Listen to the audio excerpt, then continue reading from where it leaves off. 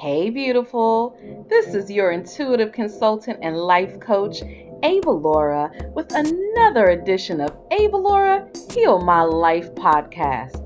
Listen in each week because I'm helping you to heal your life, heal your relationships, learn how to do meaningful work in the world, and make an impact that creates legacy. So go ahead and get your pen and paper, get your favorite drink, and listen in now. The new year brings new energy and new music. So I'm letting you, the listeners of Avalaura Heal My Life, choose my new theme music. Here's what you gotta do. All I want you to do is listen in each week, every week from now until February 11th on the special Valentine's Day show. I'm gonna have new music for my intro and outro. And I want you to choose the one you like the best. So all you gotta do is listen, tell me the episode number that you like the music for, and just leave a comment on iTunes or however you listen to Avalaura Heal My Life. Leave a comment, or you can also email me at avalaura@avalaura.com, avalaura.com. Email me at avalaura@avalaura.com and let me know what should be my new theme music for Avalaura Heal My Life.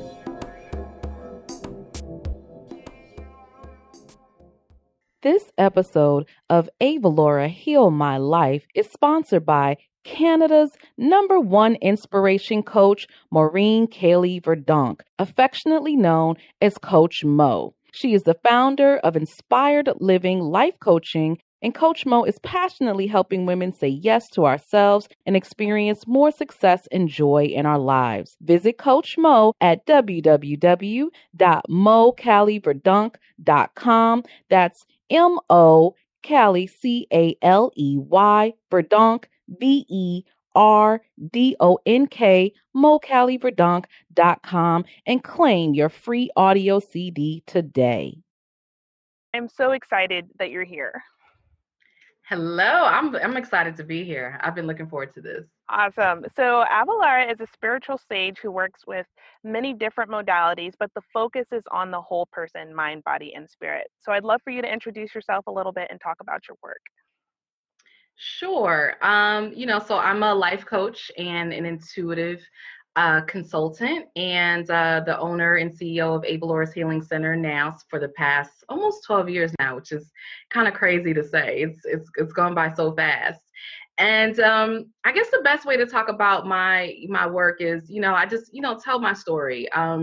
Just a little bit about who I am and how I came to this work, because I think it really brings to light the power of what I do and why I'm so passionate about it. And, just a little bit about me. I think I was like most people in the sense that we all kind of have this idea of maybe, what we see ourselves doing with our lives, right?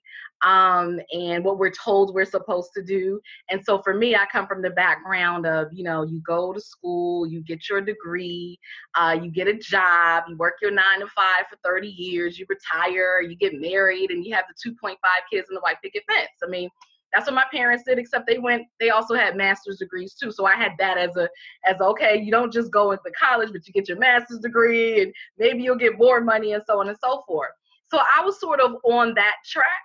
I went to Howard University and I got my bachelor's degree in psychology, my master's degree in social work. And, I was ready to change the world. I just thought, I was bright-eyed, bushy-tailed, like now I got my degrees and I got all this, experience, and I'm going to save the world and I'm going to go heal people and everybody's going to be really excited because who doesn't want to be healed? Except that's not quite how it happened. Really what happened for me is I ended up working at an outpatient mental health clinic. I was the program director and pretty much program director and everything else that needed to be done. And, I found myself, again, like I said, really excited because I thought I was really going to help people and help them to grow and to change their lives and to transform. And I quickly realized that the system was not set up for that. And that instead of helping people to heal and change their lives, I was really just helping people to maintain their dysfunction. And that's not what I had signed up for. That's not what I went to school for. That's not what I had worked so hard for. And there was a little piece of me that was dying inside each and every day because I realized I was not making a difference. I was not making an impact. And, I had all these gifts and all these desires of what I wanted to do, and nothing was getting expressed. I felt stuck. I felt stuck. I literally felt like a prisoner in a cage, and I didn't know how to get out. And because you talk to people and they say, oh, you should be happy, you got a great job. And for me, it's particularly in social services and social work, it was a great job. I was literally down the street from my house, and for people who in the DC area, like, that's huge. No traffic, I didn't have a commute, so I had a great, I had responsibilities. I was, really in charge of a lot of different things and had the direct ear of the CEO. So for all intents and purposes, it really was a good job. But it wasn't good for me. It wasn't feeding my soul. And it was, really, I found myself becoming less and less of who I truly was each and every day. And I got to a position where I really just became sick and tired of being sick and tired. You know how you just kind of get sick of yourself? I'm like, I'm sick of my dang self right now. Like, I'm sick of the pity party. Like, this is not even, it's not cool. It's not sex anymore. I need to do something. And but I didn't know what to do. I really did not know what to do. And so what happened was I actually ended up going on this retreat. I went on this women's retreat. It was a weekend retreat, and I got back to soulful self-care, as I call it. Going back to doing the meditation and yoga and spending time in nature and just, relaxing and spending time with women and just laughing and just having a good time. And what happened was I just sort of found myself, I kind of just got to this space where, when you kind of just let down all the walls and, you allow yourself to really feel and be in the moment. I found myself just kind of on my hands and knees, just crying out to God, like, I can't live like this anymore. Like, this is not going to work for me. This is not what I signed up for. I cannot believe that you've given me all these gifts and this is how I'm living. Like, there has to be more than life. I know that I don't know what it is, but I know you know what it is. So you got to help me out because this is not going to work. And I literally just had an emotional breakdown. And, I cried. I did the ugly cry. I let it all go. And, I felt better because, anytime you release, I felt a lot better. And then I realized that, oh, I got to go back to work on Monday. The rat race starts again. And, and it was, in that moment, I was just like, okay, something has got to change. But I went to work. I got back to work on Monday morning. And my boss calls me into his office and he fires me. Just like that, out of the blue, no warning. I had never been fired from a job ever in my life. In fact, overachiever perfectionist over here was going crazy. Like, wait, what? Are you me? You're firing me? But that was all ego. That was all ego. Then spirit kicked in and said, Avalaura, why are you upset? You didn't want to be here anyway. This is what you prayed for. So now what are you going to do about it? And that really became the decision that I had to make for myself. It became my defining choice of what am I going to do? Am I going to go back out there and am I going to go back and get a social work job? Because I can easily get another job. I have a master's degree. I'm qualified. That's not even an issue. Or am I going to dig a little deeper and find out really what it is that I want to do? And am I going to take that faith walk and walk in purpose? And so, I call it like the matrix. Like, am I going to take the red pill? Am I going to take the blue pill? Right? And I decided to take the red pill.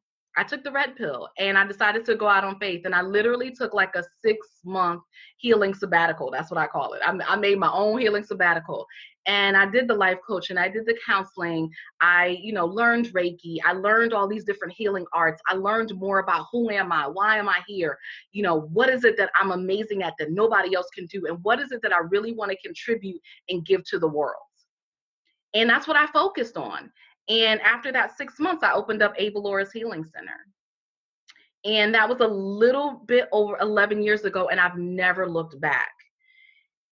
And so when people ask me about my work and what I do what I needed at that time.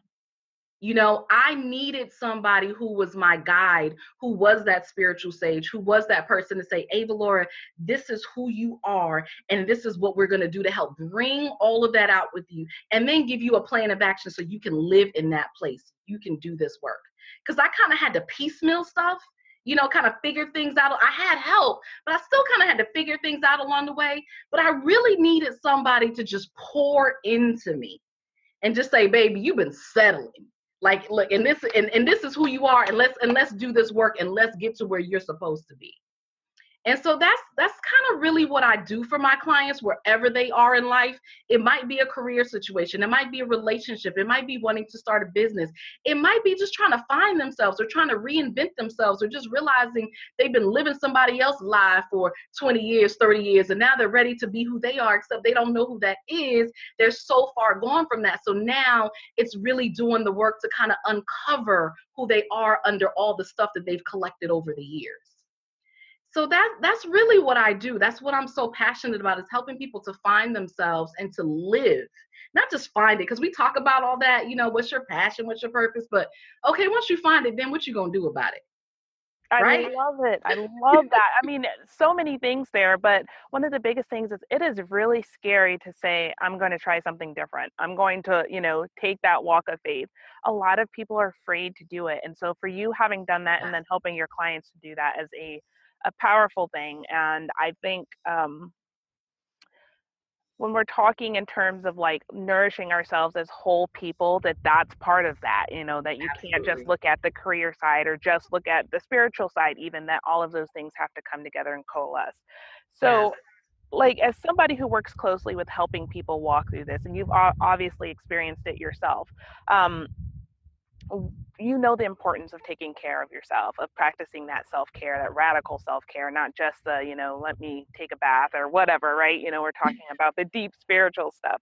So how does that look for you? I'm so glad that you said that, because that's actually one of the things that I talk a lot about, is that your self-care has to match the level of where you are in life, right? So if you are go go go, like if you are that career woman, you are that boss chick, you are just running in a million different directions, and you're managing people, and you're just doing a dang thing, or you got a multi-million-dollar company, whatever it is, right? You can't just say, oh, I'm gonna take a bath and that's some self-care. That's not enough. What is your self-care routine? What is your regimen? You need to have something that matches the level of the life that you are living.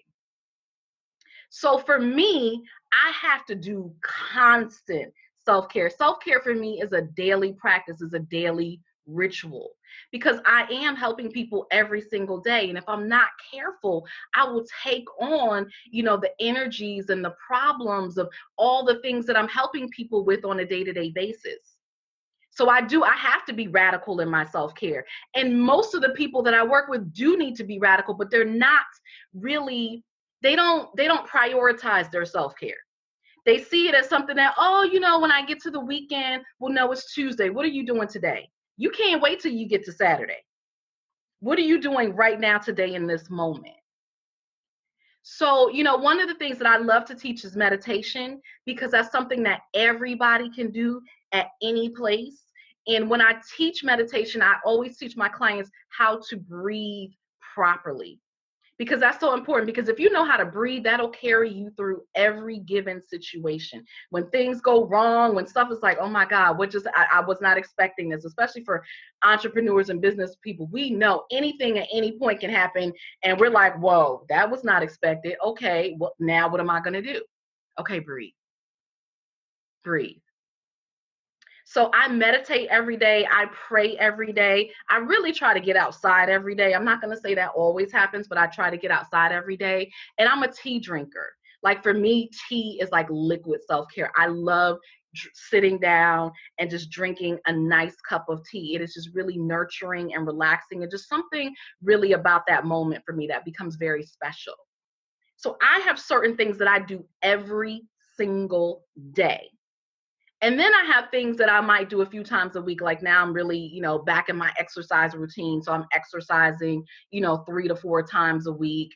I love baths. So if I can take a bath once a week, I'm doing something, So but again, when I talk about self-care, what's so important is that you really look at your own life and you look at the things that you like. Please don't say, well, Avalaura does this, so that's what I'm going to do.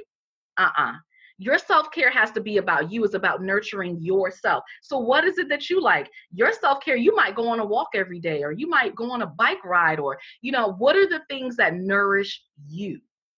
And those are the things that you got to look at. What are the things that you can do every single day? And then what are some of the things that you can do throughout your week? And what are some of the things maybe you can do once a month? That's good points and lots of good stuff there. I really love the emphasis on making sure that your routine is right for you, and Yes, it's not superficial because we do get caught up in that, thinking that just taking the action is what it's all about when it's deeper than that. It's about kind of absolutely. refilling ourselves. So, being human and kind of processing all of the information around us, all of the, conversations and other people's perceptions and all of these different things can be tricky for a lot of people. I Yeah, think women especially can fall prey to self-doubt, worry, because we're trying to fill so many different roles. We're working, we're spouses, we're moms. It's hard. We're trying to help other people fulfill their needs a lot of times at the exclusion of our own. So, absolutely. yeah, so emotional care is so important. And so I'd love to know, how do emotions affect how we live our life? And why is it important for us to kind of acknowledge and to work through those and not let them just sit there? Yeah. This is a really, really big issue. And I would say, probably 90% of my clients, men and women. And it's bigger for women just because we're more emotional beings, but it's so important for men too. But one of the things that I end up teaching, it really allows for the biggest breakthrough, is when I teach my clients how to really tune into and learn how to process and release their emotions. That's usually where the biggest breakthrough happens. And I love teaching it because once you get that skill, you never forget it. You have it for life. And as long as you are living in this world and living with people, you are going to use that skill. And it's really interesting that we're talking about this because I'm on Facebook and I post daily things on daily messages and quotes and things on Facebook. And it was interesting. One of my friends posted just the other day, what causes the most pain? Physical pain or emotional pain? And what was really interesting, and this is what I found interesting, is that everybody, and I don't know how her poll or her question ended up, but when I looked at it, every single person, 100% of the people said emotional pain. But what I found interesting is that all of these people agreed that emotional pain is probably the most painful thing that you can ever experience. Yet, what are we doing about it? Because when we're in physical pain, let me tell you something. I had a client, a Reiki client, she had a massive toothache. She called me, Avalaura, I need to see you now. Like now. And because that, when your tooth hurts, everything else hurts. And so she came in and she immediately felt better after the first Reiki session. And we did a couple more to follow up just to make sure that the pain was gone, it was released. But so when we feel physical pain, we tend to act immediately. But when we feel emotional pain, for some reason, we get stunned. Like we don't react immediately. Usually, what ends up happening is we try to suppress and repress the pain like it just doesn't exist. Right? We try to cover it up. Some people drink, some people eat, emotional eaters. Some people might go exercise and try to, work out. Some people just throw a pity party. They call their friends and they tell everybody what's going on, but they don't properly deal with that pain. Most of the things that we do ends up covering up the pain and not really dealing with the pain. So when I talk about emotions, one of the most important things is giving yourself permission to feel. Giving yourself permission to feel, not repressing it, suppressing it, trying to cover it up, not trying to deal with it, trying to do everything else but deal with that pain. Because what I know about emotional pain is it's now or later. You either deal with it now on your terms, or you deal with it later when you have a nervous breakdown, when you have an emotional breakdown, when something happens that's so minute and you end up going to a 10 because it had nothing to do with that situation. It had everything to do with all the pain that you've been storing up for years and years and years and never healed it, released it, and let it go. I think that, like, I 100% agree with that. And I feel like there's this kind of profound idea that we can't do that, that someone's going to think we're weak, that someone's going to think that, something is wrong with us if we process those emotions. So, what is a good start for somebody who doesn't know what they're doing with that? Where Yeah. can we start to kind of learn how to, I guess, feel those emotions before we start to push them away? Because I think our instinct is to say nothing's wrong, we're fine. You're exactly right. That's sort of the autopilot. It's ego. We have trained ourselves to, oh, it's okay, especially women, right? It's okay. I got this. I'm superwoman. I can, I got the cape on. Until again, that emotional breakdown. I've had clients who unfortunately have come to me after they found themselves crying in bed every morning, couldn't get up.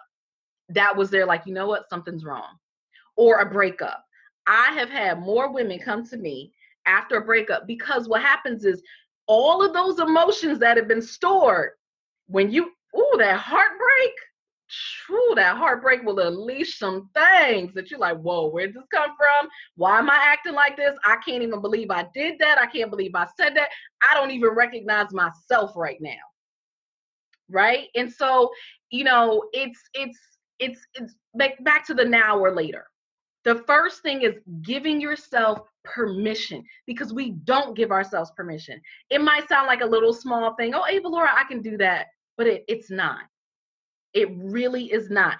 That step alone is so freeing, because when you give yourself permission, you are saying that it's okay and you are releasing the judgment. Because most of us are judging our pain. Why should I feel this way? I shouldn't feel this way. I can't believe I'm responding this way. This isn't me. What's wrong with me? If you're judging the pain, you're not feeling the pain. So giving yourself permission is half the battle right there, to just allow yourself to be in that moment and feel. And even if you don't know what that means, just saying, I give myself permission to feel and letting it go. Just like me in that moment that I said I literally cried out to God, you will more than likely have some type of emotional release, giving yourself permission. Because I did the same thing. Been there, done that, got the t-shirt. That's why when it released, it released. When I say I did the ugly cry, the snot, everything. Oh, I totally hear you on that. And sometimes that's just what we need to, like, let it go for a minute. And that's, I think a lot of us, that resistance is just so innate. Like, we're so conditioned to think that we have to hold everything in and be perfect, which is crazy because we're not perfect, and that our beauty comes in not being perfect, right? We're all different. We're all unique. We all do things differently. So, Yeah, it's so interesting, but I think a lot of that comes to, I cannot talk about Facebook because I post things there every day, and I watch and I see people. And the problem is that we're comparing ourselves to everybody else. And so what happens is, because of that comparison, we do think we have to be perfect, even though we know it's a misnomer and nobody's perfect. But when you see somebody's Facebook post and they're like, oh, I made 6 figures, or I did this, or, oh, I just got married, or, whatever it is, you're like, well, dang, I don't have no money in my bank account, or, I just lost my husband or my boyfriend. Like, you're looking at these pretty pictures and you're looking at your own life. Well, I don't have that. Well, she looks good. She lost all this weight. I want to lose weight. So that comparison, even though intellectually we know that nobody's perfect, we still look at other people's lives as being perfect and we look down on ourselves. Instead of appreciating the journey that that person also had to go through to get whatever it is that they have. I mean, I think that's the other Absolutely. part too, is we assume that they just have it, like We whatever it don't is. see the journey. Exactly. We just see the highlights. We don't see the journey. We see our journey, but we don't see their journey. They just show us all the good stuff.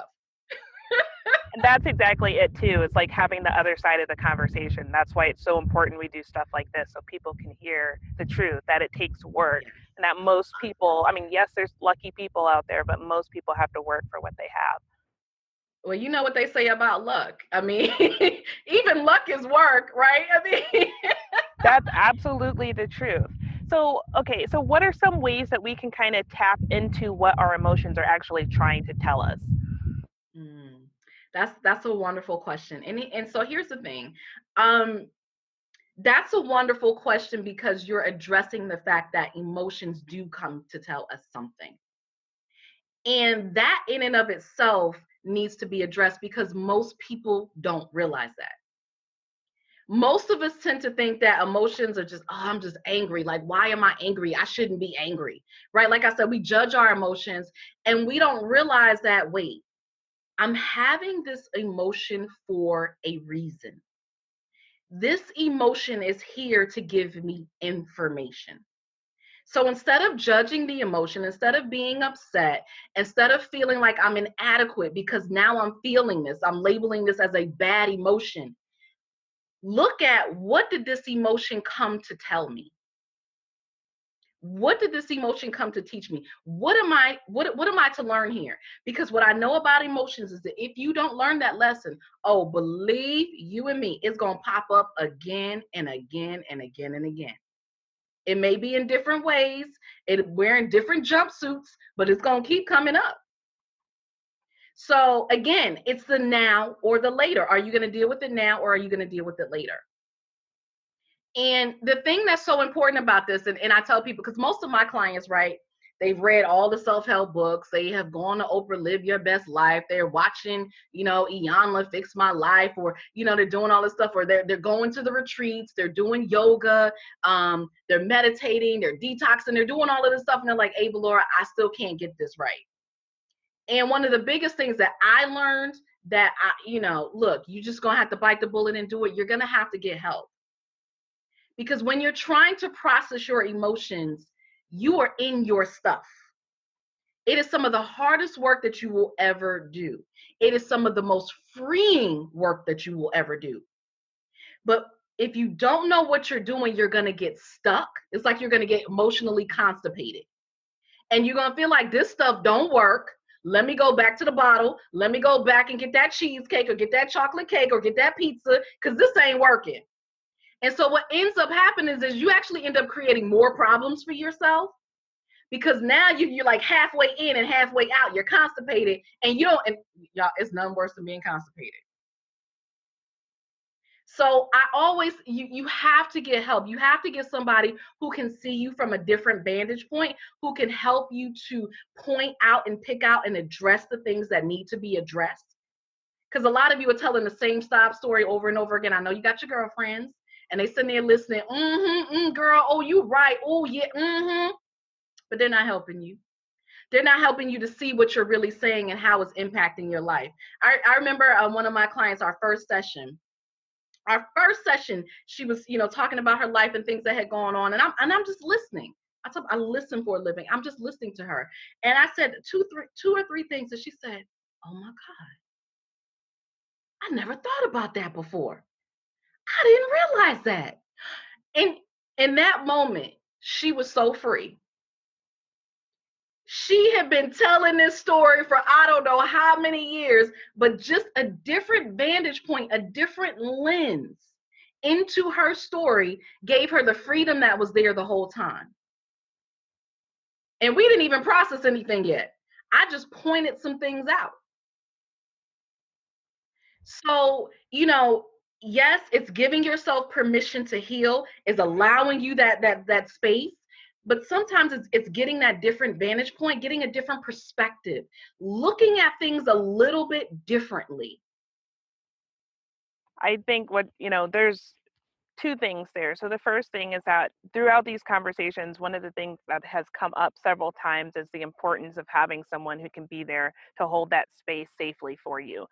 Because it, yes, like you said, we can do it on our own, but it is so hard to process anything on your own.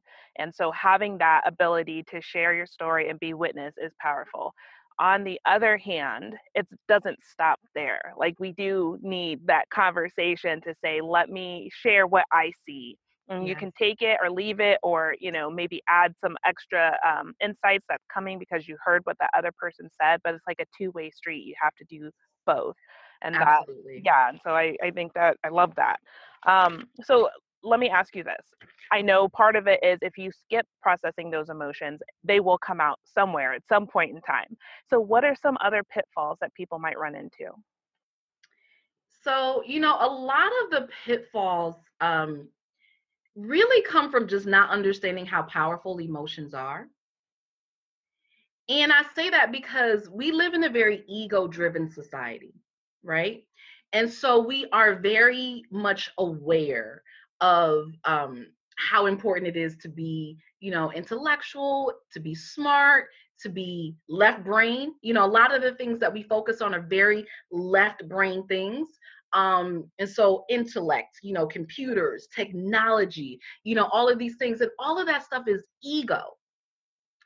And ego is not bad. It's not that it's bad. But what happens is there's no balance with that emotion, spirit, intuition, feeling. So because there's no balance, we're out of harmony. So the pitfall really becomes not understanding the power of your emotions and not giving yourself the space to balance it out, to find your balance, to be in ego, think, and not to be in spirit, feel. Because one without the other is not going to work. If you are always spirit, feel, those people like, oh, I just went on a silent retreat for a month, and I was with the Buddha in the mountains, and you're like, dude, really? They're just airy fairy. You're like, that's not real. I can't do that. I have a life. I have a job. I have kids. I have a husband. Like, I don't have time for that. But on the same token, you can't be think, I'm going all the time either. You have to have room for both. That is valuable information there. And I totally agree. I think that's why so much of our society, especially in the United States, is driven by ambition and money and, all of these material things, as well as, like you said, the ego. It makes it hard so that when you do come across or come against those emotions or some kind of spiritual trauma, even, they can't process it because they haven't exercised that muscle. Right. So, what are your like one or two key takeaways that you want women to walk away from this conversation with? Mm. So I'll say it again. Just giving yourself permission. I said give yourself permission to feel, but what I will also add to that is just giving yourself permission to be. Give yourself permission to be. Be who you are. And if you don't know who you are, if you just had that aha, that epiphany, that Avalaura, you know what? I'm wearing the role of mother. I'm wearing the role of wife. I'm wearing the role of, sister, girlfriend, the role of daughter, of sister, of being everything to everybody, of not taking care of myself. So I've lost myself. So I don't even know who I am. Then you got to get busy about the business of finding who you are. That is not optional. That is mandatory. So give yourself permission to be. Because what I know about being is when you are truly who you are, when you are at your core, when you are in your power, no matter what happens to you, you can deal with it. And we all know life is going to throw you some curveballs. Life is going to throw you some stuff that you like, wait, what? Like I told you, I got fired from a job. I had never been, like, me? Fired? Like, how does this even happen? I'm like, I know I prayed for it, but dang. So life will throw you curveballs at any given time. Life is not going to be like, oh, you know what? I know she's ready for this, so let me get rid of her job. Or I know she's ready for this, so let me disintegrate her relationship. Or you know what? I know she's ready for this, so let me let her know now that she has cancer. She went to the doctor and found that she got this diagnosis. Life does not do it on your terms. Life is life. It's going to happen on life's terms. But if you are who you are and you are in your power and your beingness, you can handle it.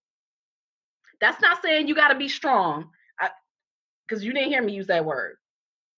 Because I'm like so anti-strong right now. I told people I'm tired of being the strong one. Because when you're the strong one, everybody depends on you for everything, and you don't just get to be. So sometimes that might be being strong, and sometimes that might be just letting go and letting everybody take care of you and not doing anything. So being who you are, that is the most powerful thing that you can ever do, because everything else is going to emanate from there. I love that. I think that's probably some of the best advice I've heard. I love it. Just that is something that I know I struggle with, like just being okay. And, I'm still trying to figure all of that stuff out. That's why having these conversations and hearing all these different perspectives is so valuable, because it does open up your mind to things that you get blocked on and that, you might think you have fixed already or whatever the case may be. Yes. That's a huge thing that happens. It's so interesting. I did a series on the 7 reasons you still haven't healed, even though you've tried over and over again. And that was one of the things that I talked about, is that premature healing. I've had so many people come to like, hey, Valora, I thought I dealt with this. But I see an example, or I see, and I'm crying, or I get emotional, like, what's wrong with me? Like, what? You haven't dealt with it. You might have dealt with it on a surface level, but there's still remnants of it there that you haven't dealt with yet. And so there's still some work to do. So you're absolutely right. That happens a lot. It's not that you haven't done the work. You got to validate what you've done. Because most of us, we definitely tried. There's no question.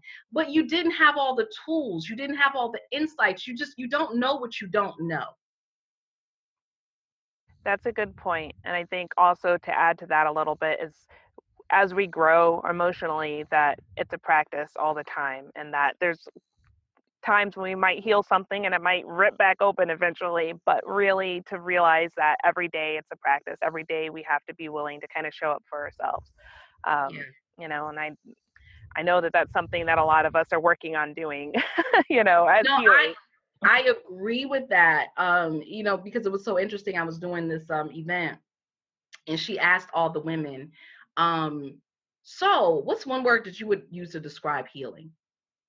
And everybody was like, peace and joy and serenity. And she said, Avalaura. And I said, look, y'all, I'm not gonna say something that's all sexy and cute and nice. I said, one word to describe healing is continuous. It never ever stops. Just when you think you have healed and you are like, oh, I'm good, I'm ready, something else will come to the surface that you got to deal with. But that's a good thing, because that is a sign of growth. That means you can handle it. So it's just where you are in that moment. Now you're ready to deal with it. So it's going to come up so you can deal with it. But it's continuous. So you're absolutely right. It is a journey. Definitely. So, where can people find you if they're interested in working with you or finding out more about your practice? Well, I am Googleicious, so you can find me all over the web. There is only one Avalaura. Thank you, Mama. So you type in AVAL. I promise you, I'll come up. AVAL. But you don't even have to get to my whole name. But you look me up, Avalaura, AVALAURA.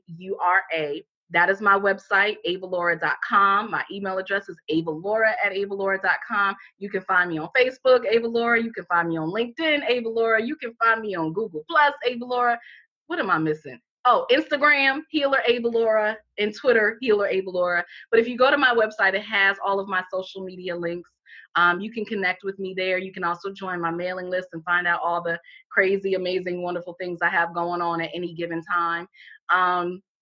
But yeah, reach out. I'm very approachable. I was telling somebody that, people don't even go to my website anymore. They just hit me up on Facebook and Messenger like, "Hey, Laura, I need an appointment. What do I do?" I'm like, "What would I spend all this money on my website for? Like, y'all just hit me up." Like, but I am approachable like that. You can and I will actually respond to you. So I think that's amazing. And that's something that is missing in businesses so much. We're so focused on how do we make it more efficient and how do we make it so that people don't have to talk to each other. And so the fact that people are coming to you is a good thing. I'm not complaining. Yeah, It's a beautiful thing. yeah, It really is. I think that my clients are some of the most courageous people because when you get to the space of realizing that, what, I'm ready, willing, and I know I need help and I'm ready to do this work, I just think that's such a beautiful thing. that's awesome. Well, I just want to thank you so much for taking the time to be here and sharing your story and kind of sharing with us how we can grow our emotional, health and wellness and well-being. So thank you so very much. Thank you for having me. I appreciate it. Are you ready to learn how to meditate the right way? Meditation is a key tool for transformation, clarity, focus, and truly living an amazing, peaceful, happy life. It is one of the number one tools that I teach all of my clients, and I know you know the benefits, but so many of you don't know how to meditate and breathe properly. I have a 4-week training just for you, M3, Mantra, Meditation, and Motivation, where I'm teaching you online from wherever you are around the world how to meditate correctly. So email me now at avalaura@avalaura.com and get all the juicy details. That's Avalaura, Avalaura@avalaura.com, and get all the juicy details about my M3 meditation training. Hey, beautiful. Thank you for listening to another edition of Avalaura Heal My Life podcast. Join me each and every week to move from whole to wholeness in your life, your relationships, your business, and your career. And if now is the time for you to embrace all that you are for your most incredible life, go ahead and email me today at avalaura@avalaura.com for your own personal consultation. And while you're at it, I'm Googleicious, so you can find more information about me online. Go to my website at avalaura.com and join my mailing list.